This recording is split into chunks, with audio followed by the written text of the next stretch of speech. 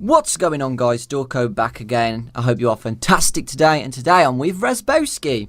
Hey everyone, Razbowski here, and it is a pleasure once again to be doing some more sexy theories with the Dorko Meister. We're going to be talking about the teaser that Scott revealed the other day, and the significance of the paper plate dolls from Five Nights at Freddy's 2 and 3. Yes, now if you know 8-Bit Gaming, we are really close with 8-Bit, they're awesome. We'll credit them down below. But they made a theory video about the paper plate significance, and it was all about the Freddy paper plate being the Five Nights at Freddy's 4 Freddy. But ironically now, Scott has made a Bonnie one as well, and we just want to clarify what 8-Bit's theory was of how these paper plates mean something about Five Nights at Freddy's 4 and what they could actually be. And I just find it really ironic how there's now a Bonnie one about the plate as well, what we think anyway, and we just want to know about this other paper plate as well, which we still don't know, which still remains a mystery. Yeah, so we got the three paper plate dolls from Five Nights at Freddy's 2. They were on one of the walls in the establishment. You had the Bonnie one, you had the Freddy one, and you had sort of like a child. He's a very smiley chappy, and he moves around, and he can come into your office as part of a little Easter egg. Now, what a lot of speculation was over the past week, as Dorko said, the Freddy paper plate doll kind of resembles this Nightmare Freddy.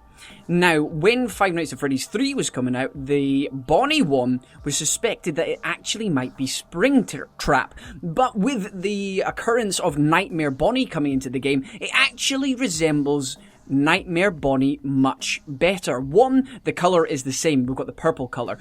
Two, we've got the ear bent over. The right ear on the paper plate doll, his right, our left as we look at it, is exactly the same bent over as the teaser image Scott released the other night. And thirdly, if you highlight the image of Nightmare Bonnie, up on the ear, you will see a purple lighting of potentially the suit's colour. Yeah, I've just realised something, Razman.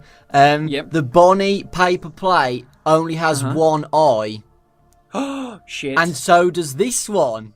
I've just instantly realised that. Like how one of the eyes is missing. Yes. That's significant. Yes. That's very significant because the Freddy one and the paper plate one they both have their eyes. So Scott has purposely done something, like a little detail in this Bonnie paper plate where the eye is missing, I think, now.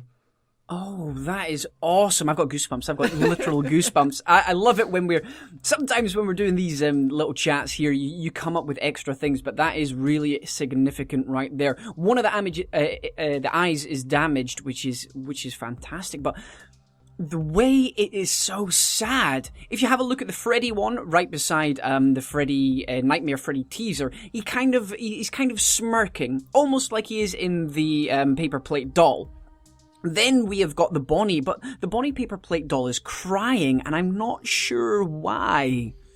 Yeah, people were saying like it's to do with the was it me? Maybe this Bonnie was accused of the bite, but it was actually Freddy, and you know that's why it's upset. It's really confusing how to know. Other people have said that these what they look like crying faces is to do with like the wires coming out of its like next to its eye, but like I said, we don't know. But the major significance again, I think now is that it's got one eye. I think that's and the ear as well. Yeah, and the colouring as well. I think it was very sensible that when people suggested, I think 8-Bit suggested it as well, that this guy was Springtrap, because it did make sense at the time. But now we've got this Nightmare Bonnie in. It's just we're just keep adding things to the original theories, which I think is fantastic. Yeah, exactly. Right, so we've clarified the fact that these two paper plates have some significance with these brand new Five Nights at Freddy's 4 animatronics. But what we want to clarify now, folks, is about the final paper plate, which had a massive significance in Five Nights at Freddy's 2, how it could move into your office. Like, we realise now that why would Scott make these paper plates if they have no significance? In all of the games, he makes Easter eggs and stuff, and we know that they definitely mean something. He wouldn't put them in there for no reason. So these definitely have a massive significance. And like I said, like you said, Raz, how it moved in Five Nights at Freddy's 2, but in Five Nights at Freddy's 3, these other two paper plates moved as well in the office as Easter eggs too. So it's got to mean something 100%. I think I have a slight idea. Okay, so if we're looking at both of these images here, as we suggested the other day, blue and red makes purple. Could these colours together indicate that this smiley happy guy is the purple man? There's a couple of things that indicate this. The purple man is happy. He is enjoying what he's doing. He's going around slaughtering kids as you do every weekday. And he's happy about this. But the second thing that I want to talk about is what you said in Five Nights at Freddy's 3.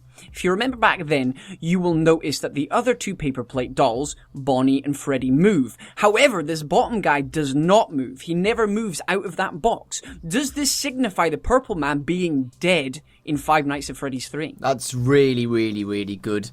And people on Reddit as well have been saying because the eyes are out of the socket. Okay. It's the same with the mini game of Purple Man, how his white eyes are not are outside his sockets, you know. But yeah, that's a really good theory about it being Purple Man, and the fact that it could signify the fact that Purple Man has created these two horrible, scary-looking animatronics. Because we know by now, folks, that these aren't meant for kids. Someone has definitely made these, you know. Another one as well is the fact that the smiling face is very similar to the puppet. And the fact that this guy has 3 buttons on its body, so does the puppet. And me and Raz were thinking maybe we might see a nightmare puppet like these guys. Absolutely terrifying. I'd like to see a nightmare puppet. I think it would be really, really scary to see that. They really would. Imagine puppets and marionettes and that, they're all really creepy to start off with, let alone making a nightmare version of it. And I think if that's the next teaser, that would be absolutely incredible. But it might... I don't know. I really want to see a nightmare puppet, but at the same time I want to see a nightmare Chica and Bonnie. Yeah. But puppet is... we already know the puppet is a huge integral part to the story, so there's a lot of background to the puppet that we don't know enough about yet, so it would make a lot of sense if there was a nightmare puppet in the game. Yeah, it's really interesting, folks, and like we said, it's just so interesting, you know. I just want to see this happen. I want to see the significance of the paper plates in Five Nights at Freddy's 4. You know, everything needs to be solved. Scott's done this for a reason. We've gave lots of evidence now about the Bonnie one. I think the Bonnie's the most significant one, especially the downside right here and the eye missing as well. You know, it's just really interesting. It really, really is interesting. Anyway, guys, let us know what you think down in the comment section below. Do you agree with these theories? Do you have an idea who this final paper plate doll could be? That beautiful smiley guy. Could it be the purple man? Could it be the puppet? Let us know down below. And if you enjoyed today's video, then please hit that like button as well. Yeah, we really appreciate your theories as well, guys. Not just us. We're not just here to make theories. We want you guys to talk with us as well. And if you're on my channel, please subscribe to Raz. He's an awesome guy. He does lots of awesome theories, as well as playing games too. He's absolutely fantastic. And the same back to Dorko as well, that beautiful guy. He does millions of amazing things, not only for the world and everything like that, but he also does fantastic videos. Awesome, guys. We really appreciate it. And from both of us, we'll see you all next time. See you later, guys.